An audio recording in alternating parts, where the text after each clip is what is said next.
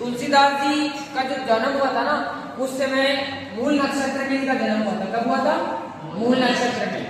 और मूल नक्षत्र में इनका जन्म होने की वजह से थोड़े दिनों के बाद में इनकी माता का देहांत हो गया। तो लोग इनको क्या समझने लगे? इनको अशुभ मानने लगे। और अशुभ मानने की वजह से, और दूसरी बात इनकी एक और थी कि इनका जो जन्म हुआ था उस समय इनकी जो शरीर की जो अवस्था थी ना, वो एक 6 महीने के बच्चे के समान लगती थी। तो सभी लोगों ने उस चीज से अशुभ माना इनको। धीरे धीरे तुलसीदास का जन्म निकलता गया। इन्होंने मांगकर के कहीं पर, जहां कहीं की जगह मिलती वहीं पर फिर मांगकर अपना पेट भरा। लेकिन एक समय की बात है, जब ये एक चबूतरा जो मंदिर बना हुआ था, उस मंदिर में के पास में जो छाया का जो स्थान था, उस छाया के स्थान पर ये दिन भर गाँव में घूम करके छाया के स्थान पर आकर के विश्राम करते थे।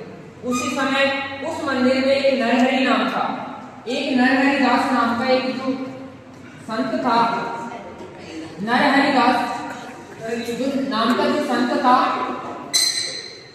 वो संत क्या करता है कि तुलसीदास की इस अवस्था को देखता है और तुलसीदास को उस जगह पर उठा करके अपने मंदिर में ले जाता है। उसको खाना खिला करके उससे पूछता है कि आप कहाँ के रहने वाले हो, आप अपना जीवन ऐसे कैसे गुजार रहे हो? तो उन्होंने, तुलसीदास ने कहा कि मेरे आगे पीछे कोई नहीं है, यानी मैं अपने खुद मांग करके खाता हूँ और खुद ही अपना पालन पोषण करता हूँ। मेरी माता और पिता दोनों का देहांत हो गया।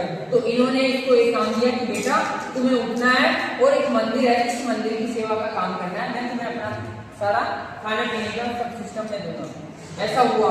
थोड़े दिनों की बात है, अब तुलसीदास जी जो नरहरि दास जी थे, उनका एक पाठक नाम का एक व्यक्ति था। वो व्यक्ति, उसकी पुत्री का नाम था रत्नावली। क्या नाम था? रत्नावली। उस रत्नावली की शादी तुलसीदास के साथ वो करना चाहता था, क्योंकि धीरे धीरे तुलसीदास का प्रभाव आसपास के गांव में बढ़ गया था, क्योंकि जैसा गुरु वैसा चेला।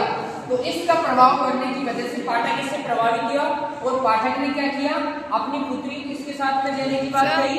तुलसीदास के बाद में। लेकिन एक चीज और थी कि जो कलयुग का जो प्रभाव था, वो कलयुग का प्रभाव बढ़ता जा रहा था। कलयुग हमेशा बुराई को बढ़ाना चाह रहा था।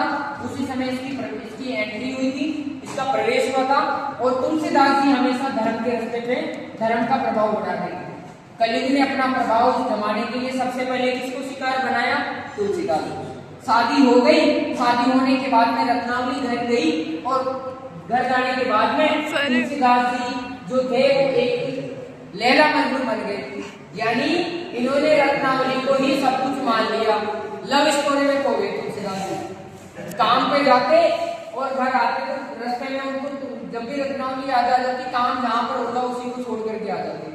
धीरे धीरे इनका प्रभाव इतना बढ़ गया कि रत्नावली को वो हमेशा कहीं भी जाते साथ रखते। ऐसी स्टेपनी बना ली उन्होंने कि टायर पंचर होते ही टायर लगा लिया जाए। तो वैसे रत्नावली को ऐसा प्रभाव हुआ कि तुलसीदास जी अपना लक्ष्य से भटक गए। उनका प्रभाव खत्म हो गया और वो केवल रत्नावली को ही अपना लक्ष्य मानने लगे। सभी महात्मा गण, सभी लोग चिंतित हो गए कि जिस व्यक्ति को सही रास्ते पे जाना था और ऐसे ग्रंथ की रचना करनी थी, उस व्यक्ति का मार्ग कैसे सुधारा जाए, है ना?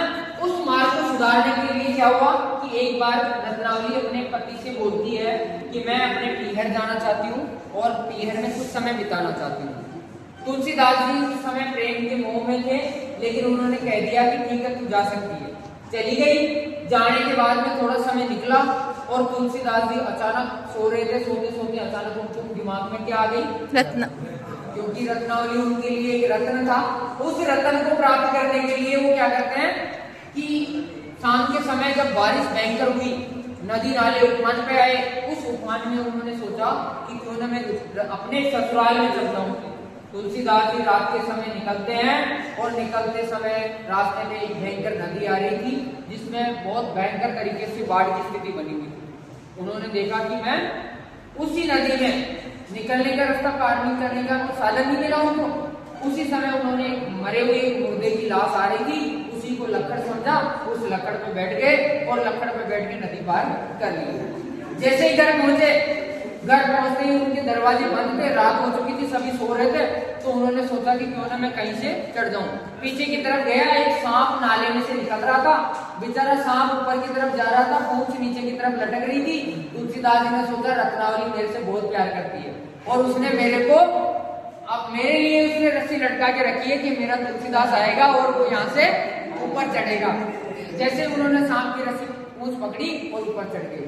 चढ़ते ही रत्नावली के सामने पहुंचे और रत्नावली को सामने खड़े होकर रत्नावली अचंभित हो गई कि उसने सोचा कि इतनी रात को और यहाँ तो तुलसीदास ने सारी कहानी बताई कि मैं ऐसे ऐसे आया।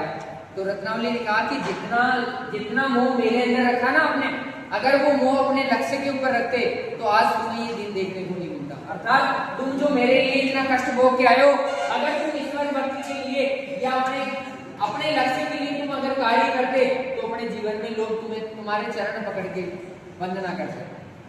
उसी दिन से तुलसीदास जी ने एक शपथ ली कि मैं आज के बाद में तुम्हें अपना गुरु मानूंगा और